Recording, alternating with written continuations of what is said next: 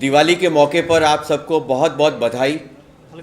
और इस समय जो अच्छी खबरें हैं वे कर्नाटक और गुजरात से आई हैं, जिसने दिवाली की चमक को और बढ़ा दिया है।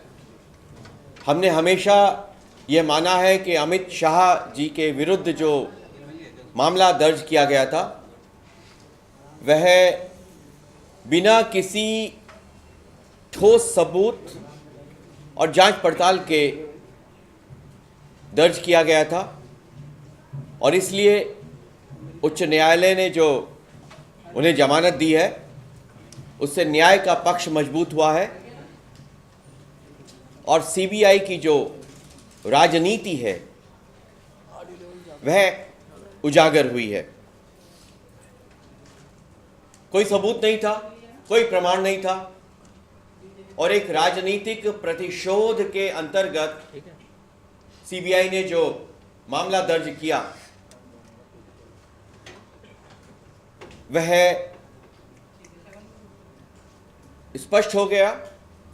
और जिस प्रकार से हाईकोर्ट ने जमानत दी है हम उसका स्वागत करते हैं और हम समझते हैं कि न्याय की ही अंततः विजय होती है।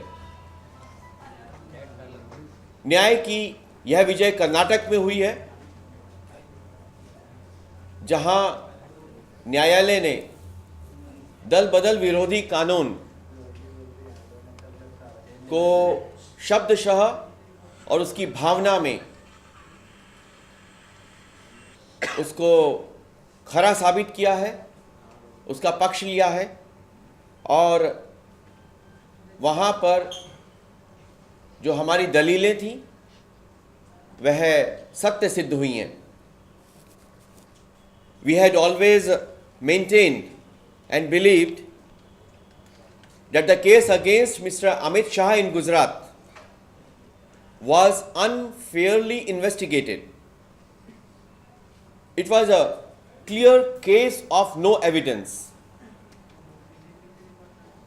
And we are happy that the High Court has accepted the bail application of Mr. Amit Shah, and we believe that the truth alone triumphs. Satyameva Jayate in Gujarat, Satyameva Jayate in Karnataka. The revengeful politics of CBI stands exposed. In Karnataka, the High Court has upheld the anti-defection law in its letter and spirit. We are happy, and it's a happy Diwali for all those who believe in the rule of law, in democracy, and in upholding the spirit of the Constitution. CBI ने आज Delhi spectrum hearing में एक सवाल उठाया है, कहा है कि जांच हो रही है लेकिन वो अभी भी अपने पद पे काम कर रहे हैं। इस तरह से जांच प्रणाली सीबीआई की भूमिका पर एक सवाल उठता है। ये राजा के बारे में सीबीआई अपने कार्यवाहियों से निरंतर यह सिद्ध कर रही है कि वह राजनीतिक उपकरण के नाते इस्तेमाल हुआ जाना ज़्यादा पसंद करती है, बशर्ते कि उसको पूरा सरकार का समर्थन मिलता रहे। और इस प्रकार से वर्तमान सरकार के कार्यकाल में वे संस्थाएं जो लोकतंत्र और संविधान की भावना को बचा के रखती हैं, चाहे वो सेंट्रल विजिलेंस कमीशन का दफ्तर हो या सीबीआई का दफ्तर हो, वे लड़खड़ा गए हैं। ए राजा के मामले में भी यही हो रहा है और इसके लिए सोनिया गांधी को जवाबदेह माना जाना चाहिए, क्योंकि सामान्यतः सब यह मानने लगे हैं कि इस देश में वही असली प्रधानमंत्री हैं जो हर मामले पे चुप रहती हैं। कश्मीर में देश की एकता, अखंडता, सैनिकों के सम्मान और देशभक्तों के साथ जो एक अजीब खिलवाड़ किया जा रहा है राधा कुमार और दिलीप पडगांवकर की टीम द्वारा, उसके बजाय स्लीपर क्लास में सफर का ड्रामा, यह देश को गुमराह करने की कौन सी पद्धति है? स्लीपर क्लास में सफर करना कश्मीर से ज्यादा महत्वपूर्ण हो गया है। कश्मीर में वहां के भविष्य और तिरंगे के साथ एक खिलवाड़ किया जा रहा है, इस पर कोई टिप्पणी नहीं आती है।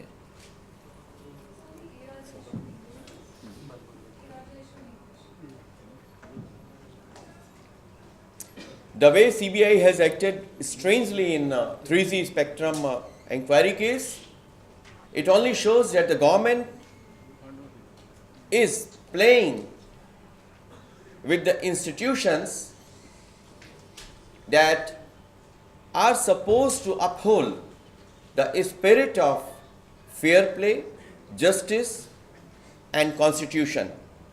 The same attitude we had seen in the case of Central Vigilance Commission, and on the contrary, when the tricolor is being subjected to a strange mockery by those so-called interlocutors who are behaving as a political musketeers in the valley and are humiliating and insulting the Indian armed forces who are there to defend the integrity of the motherland. On the other hand, a small trivial issues are being projected as the principal issues concerning the country, like traveling in sleeper class. Why are they silent on what's happening in Kashmir, where their representatives are playing with the integrity and the honor of the nation? Sir एक मेरा सवाल है, तरुण जी आदर्श जो building को बना जो हुआ है, काफी शहीदों को जो रखा हो, उस पर नेताओं और आदमी की हम समझते हैं कि जिस प्रकार से कॉमनवेल्थ गेम और उसके बाद हर दिन कांग्रेस के तिजोरियों से निकल रहे पैसे, चाहे वे सोनिया गांधी जी की रैली हो वर्धा में, जहां करोड़ों रुपए इस प्रकार से बट और इकट्ठा किए जा रहे थे, मानो यह देश एक प्रकार से राजनीतिक दुकान बन गया है उनके लिए। जो आदर्श कोऑपरेटिव हाउसिंग सोसाइटी का मामला है, जिसमें अशोक चौहान जी की आदरणीय सास जी का नाम उसमें आया है, यह उन अनंत घोटालों की एक कड़ी मात्र है जिसमें कांग्रेस ने देश को फंसा दिया है।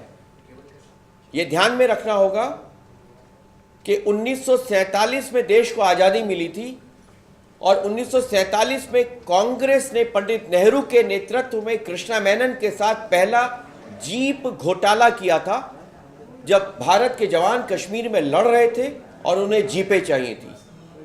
वह जीप स्कैंडल पहला भारत को उपहार था कांग्रेस का, और तब से जो उन्होंने एक कड़ी प्रारंभ की है वह अब तक जारी है।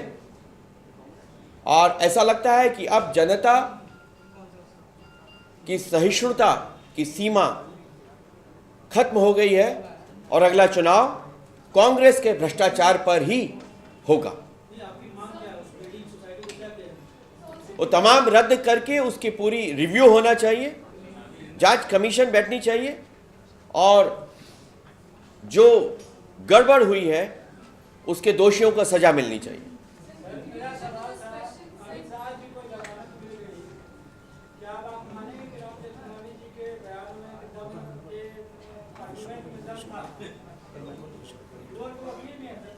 देखिए, सत्य की जय हुई है, यह मामला उसमें आता नहीं है। धन्यवाद।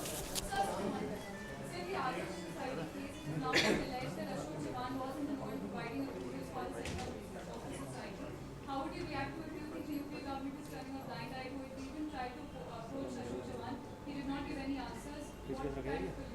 UPA government has become synonymous with all the corrupt practices, and it's nothing new because the Congress has gifted the first corruption right 2 months after the independence in 1947, which is known as Jeep scandal. So we demand that a thorough inquiry should be instituted.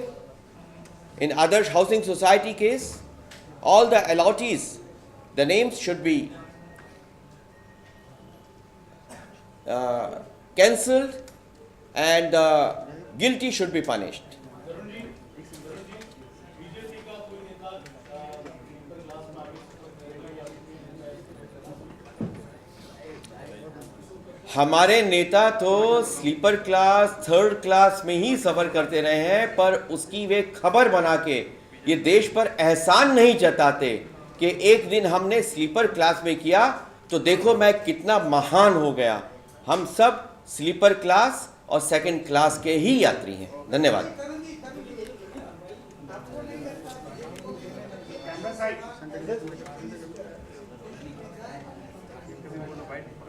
हमने कहा है कि इसमें दोषियों को पूरी सजा मिलनी चाहिए और दोषियों के जो सरगना हैं वे अगर अशोक चौहान जी सिद्ध होते हैं तो निश्चित रूप से उनको सत्ता में बैठने का अधिकार नहीं है।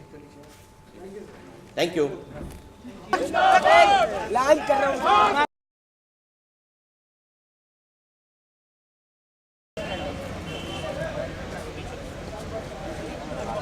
ये ऐसी चीज है खुद पीछे कर देगी यार।